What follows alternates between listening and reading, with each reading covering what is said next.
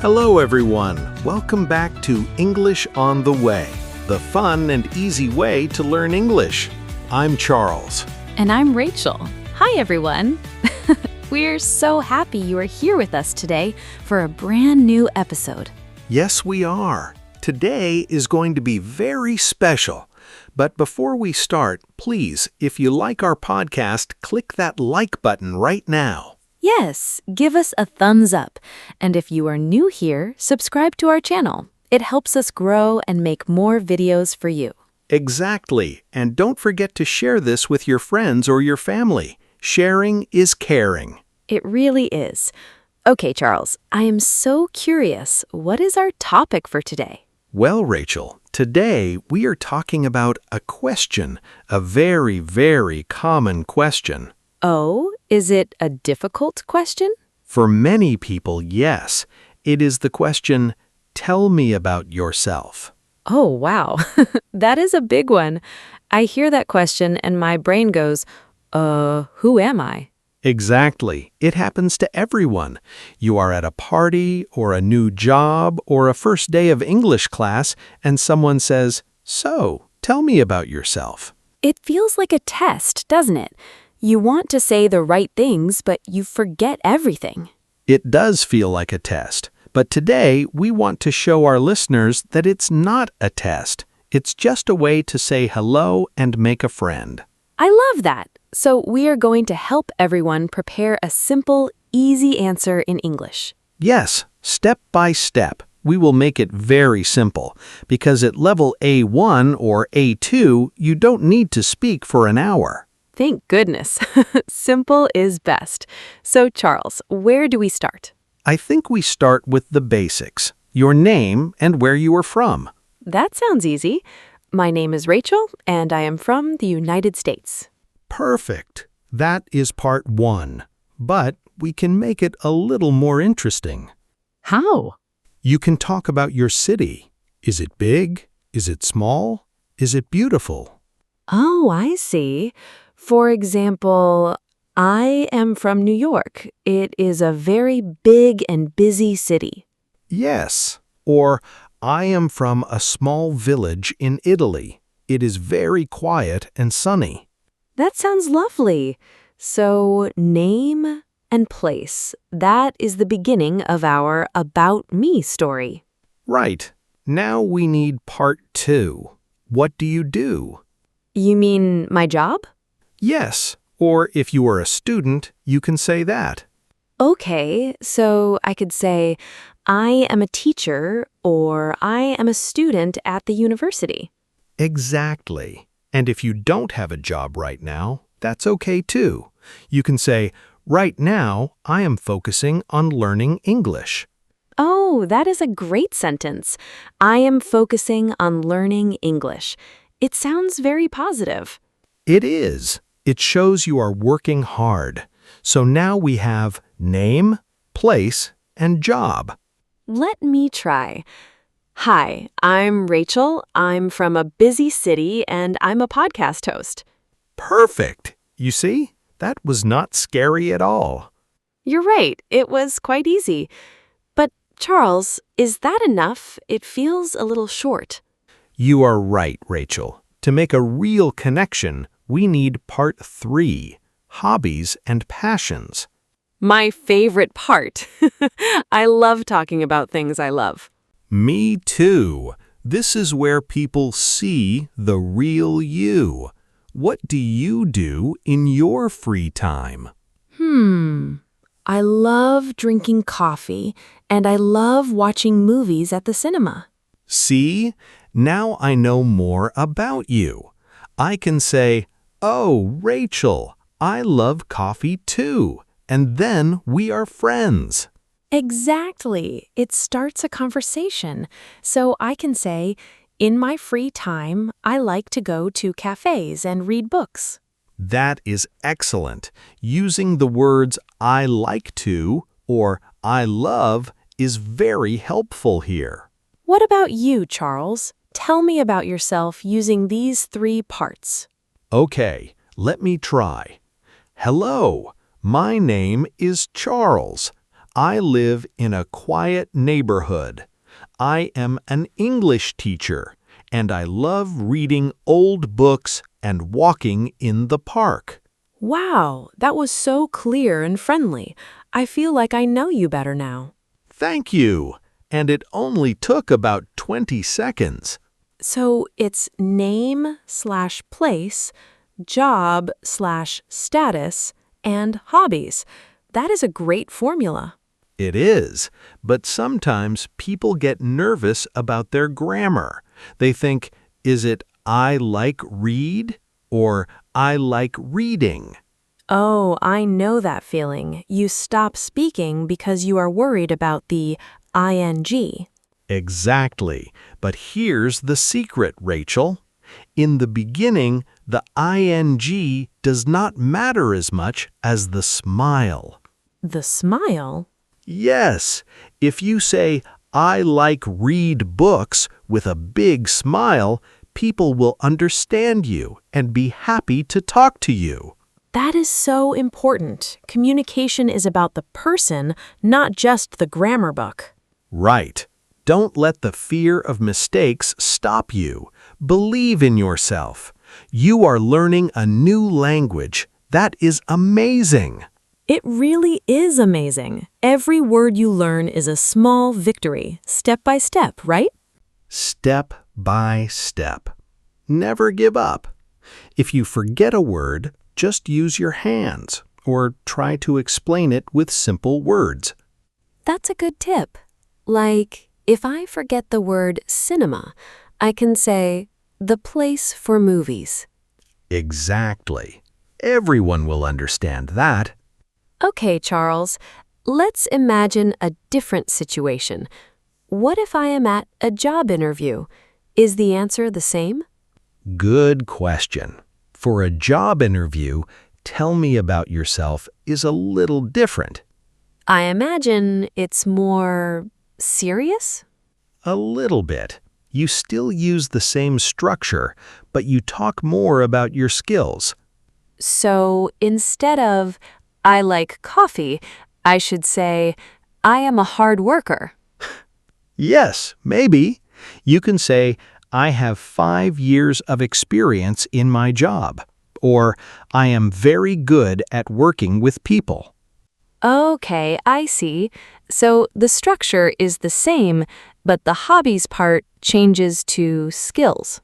You got it. But even in a job interview, they want to see your personality. You can still mention one hobby. Really? Is that okay? Yes, it makes you human. You can say, I am a very organized person, and in my free time, I enjoy running marathons. Oh, that shows you are disciplined. That's smart. Exactly. Everything you say tells a story about you. It's like we are building a picture of ourselves with words. I love that image. A picture made of words. Let's do a little role play, Charles. Let's pretend we are at a party and we just met. Okay, I'll start. Hi there. I don't think we've met. I'm Charles. Hi, Charles. I'm Rachel. Nice to meet you. Nice to meet you too. So, tell me a little about yourself. What brings you here? Well, I'm a friend of the host. I'm originally from a small town, but I moved here for work. I work in a library. A library? That sounds interesting. Do you love books? I do. I love reading, especially mystery stories. And when I'm not reading, I really enjoy cooking for my friends. What about you? That's wonderful. I'm an English teacher. I've lived here for about 3 years. I'm a big fan of music. I actually play the guitar a little bit. No way! That's so cool. We should talk more about music later. See? That was a natural conversation. It was. And we used all our tips. We were friendly, we used simple sentences, and we shared things we like. And did you notice? We asked questions too. Oh, is that part of telling about yourself? Yes. A conversation is like a game of tennis. I hit the ball to you, and you hit it back. Ah, I see. If I only talk about myself and never ask you anything, the conversation dies. Exactly. So after you say, I like cooking, you can ask, do you like to cook? That is a great way to keep the conversation going and practice more English. It really is. It takes the pressure off you because now the other person is speaking. That's my favorite trick. If I am tired of speaking English, I just ask a question and listen. Smart. Listening is also great practice for your brain. It is. So, we've talked about what to say and how to say it. But what about the feeling? The feeling? Yes, many of our listeners feel small.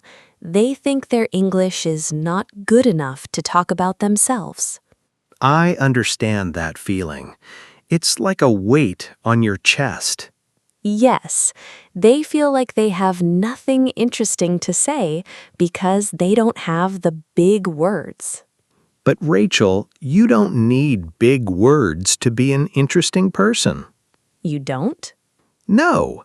Think about it.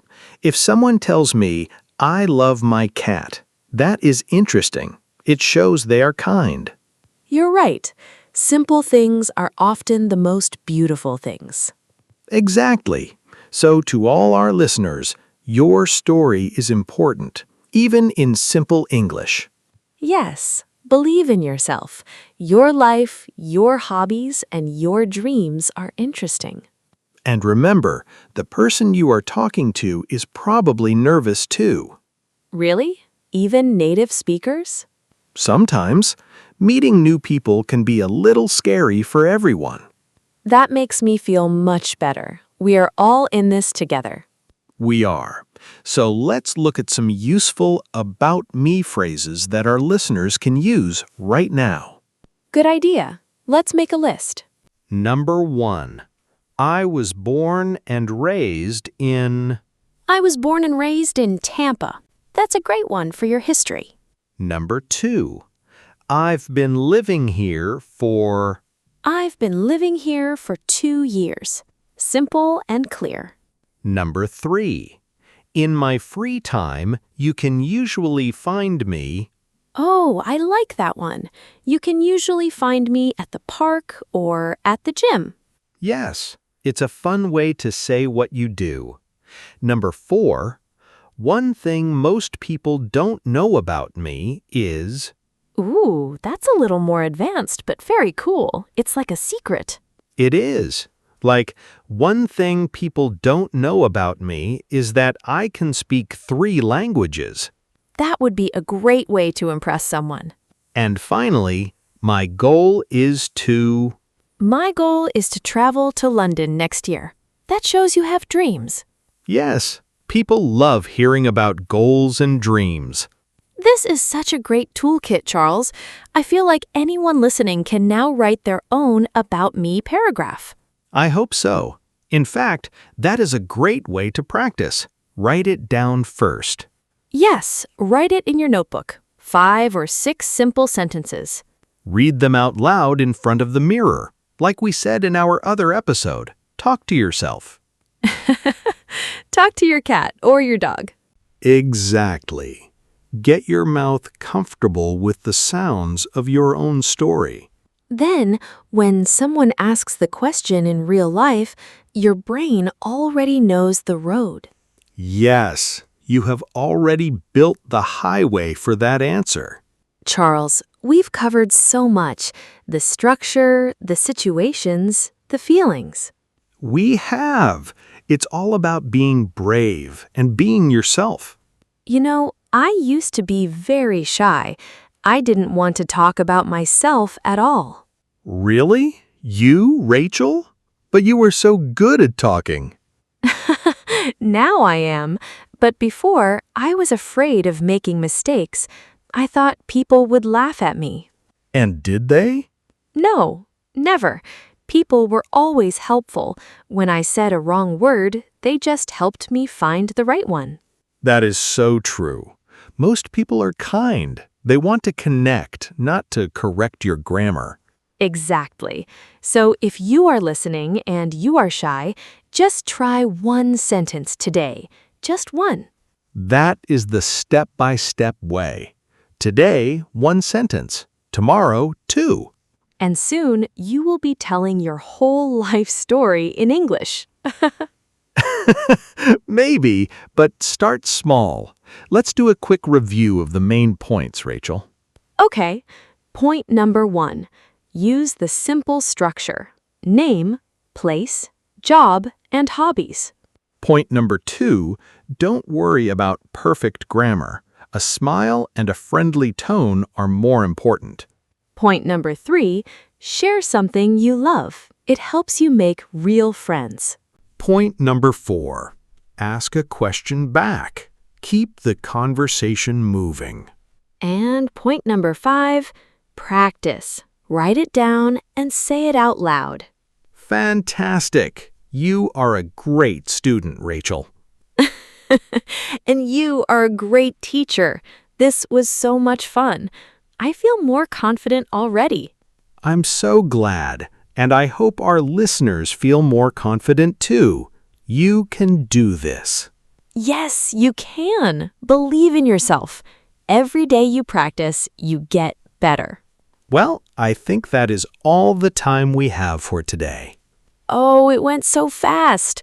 But wait, we have a question for our listeners. Yes, we want to hear from you.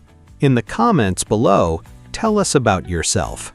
Yes, use the structure we talked about today. What is your name? Where are you from? What do you like to do? We promise to read your comments. We love learning about our English on the Way family. We really do. You are all from so many different countries. It's amazing. It is. Okay, everyone. Thank you for listening. Yes, thank you. Remember to like, subscribe, and share. And keep practicing. See you in the next episode. Bye-bye, everyone. Keep smiling. Bye. Keep learning. And remember, you can do it.